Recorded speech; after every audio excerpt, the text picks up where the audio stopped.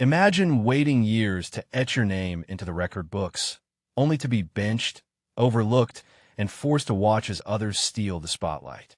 That's the story of Nathan Lyon, Australia's stalwart off-spinner, whose journey to surpassing Glenn McGrath's 563 Test wickets has been anything but straightforward. But here's where it gets controversial. Is Lyon's persistence a testament to his skill, or has he simply been a victim of circumstance, overshadowed by Australia's reliance on pace? Let's dive in. Lyon's path to cricket immortality has been a masterclass in patience. On July 6th, he claimed his 562nd wicket, breathing down McGrath's neck. Yet, fate seemed determined to keep him waiting. First, he was benched in Jamaica, reduced to a spectator as Australia's pace quartet dismantled the West Indies.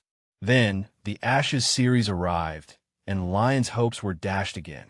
First in Perth, where England crumbled too quickly for a spinner to make an impact, and then in Brisbane, where he was once more left out.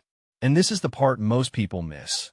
Lyon's exclusion wasn't just about team strategy. It was a reflection of Australia's historical preference for pace over spin, even when conditions begged for variety. Finally, in Adelaide, Lyon got his chance. But the stage was set for a grueling battle.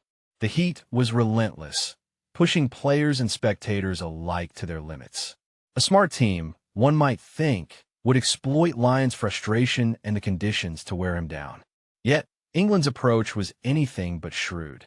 In his first over, Lyon struck twice, dismissing Ollie and Ben Duckett with deliveries that showcased his mastery of off-spin.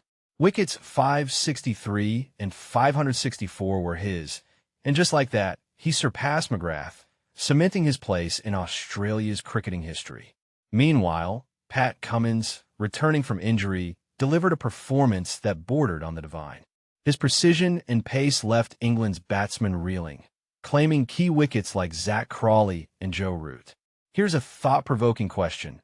Is Cummins' seamless return a testament to his genius, or does it highlight England's failure to adapt to top-tier pace bowling? The contrast between Australia's clinical execution and England's struggles was stark, raising questions about preparation, strategy, and mental fortitude. The difference between the two teams boiled down to one thing. Australia had bowlers who consistently delivered, while England's attack, exemplified by Britton Cars, lacked the same caliber. It wasn't that Australia didn't work for their wickets. It's that their effort was precise, their rewards well-earned. In contrast, Jofra Archer's heroic 5-wicket haul was overshadowed by his team's inability to capitalize, leaving him to bat out the day in a losing cause. So where does this leave us?